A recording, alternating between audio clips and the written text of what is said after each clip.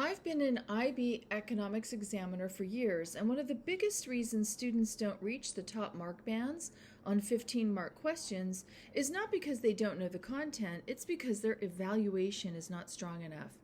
In this video, I'm going to show you exactly what examiners are looking for and how to structure evaluation so your answers move into the top band. Most students approach 15-mark questions by listing advantages and disadvantages. The problem is that this does not demonstrate evaluation. It shows awareness of different perspectives, but it does not show depth of reasoning. As a result, answers often feel incomplete and they remain in the mid-mark bands. Examiners are looking for clear, developed evaluation that builds directly on your analysis. This means your evaluation must follow logically from your explanation and show under what conditions a policy will be more or less effective. Strong evaluation is not separate from analysis, it extends it. Evaluation is not about listing pros and cons. It is about explaining when a policy works, when it may not work as expected, and why. This requires you to introduce conditions and explain how those conditions affect the outcome. One of the most important phrases you can use is, "The effectiveness depends on." This immediately signals to the examiner that you are moving into evaluation. It also forces you to think in a more analytical way because you now need to explain the condition and its impact. A strong evaluation paragraph must go beyond simply introducing a condition. At the highest level, evaluation has 4 key elements. First, you state the likely outcome of the policy based on your analysis. Second, you introduce a condition that may affect that outcome. This could relate to the context of the market, government capacity, or real-world constraints. Third, you apply the argument to a real-world context. This is critical. Evaluation must not remain theoretical. It should reflect how the policy operates in an actual economy.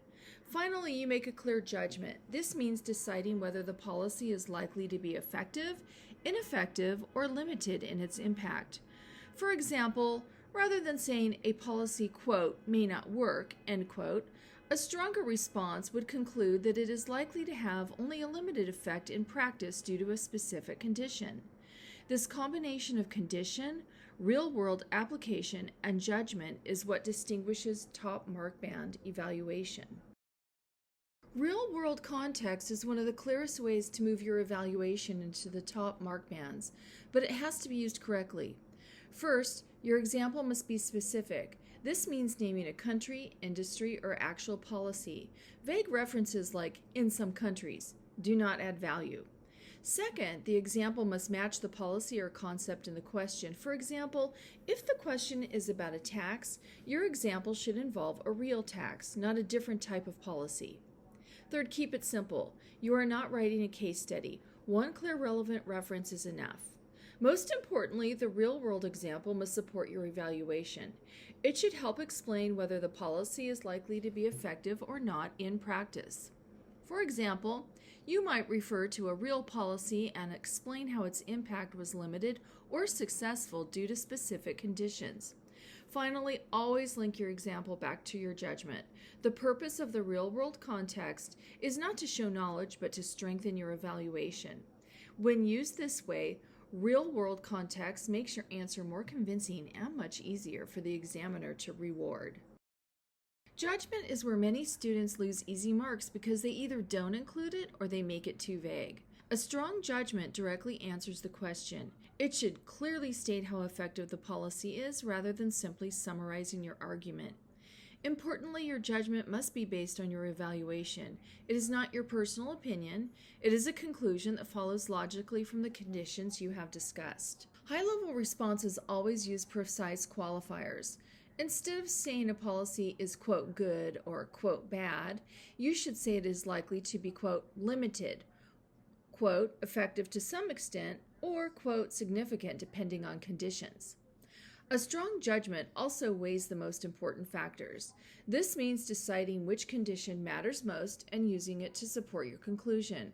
For example, if implementation is weak, you might conclude that the policy is likely to have only a limited impact in practice. Finally, avoid vague conclusions. Statements like, "it depends," without explanations do not earn marks. You must explain what it depends on and make a clear decision. This is what signals to the examiner that your evaluation is complete. Time is also an important factor in evaluation.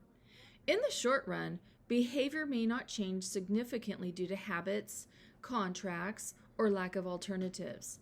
However, in the long run, consumers and firms are more able to adjust, which may increase the effectiveness of the policy.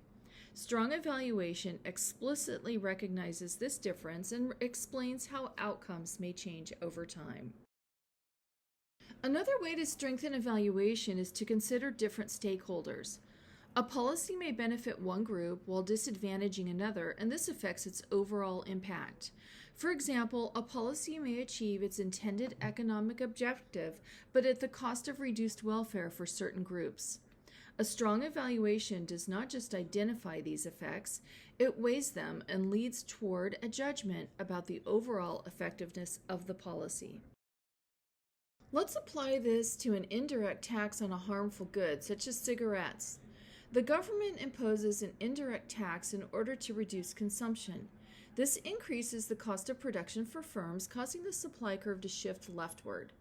As a result, the price paid by consumers increases, the price received by producers decreases, and the equilibrium quantity falls. This leads to a reduction in consumption, which is the intended outcome of the policy. However, the effectiveness of this policy depends on the price elasticity of demand. If demand for cigarettes is relatively inelastic, consumers are not highly responsive to price changes. This means that the increase in price will lead to only a small decrease in quantity demanded.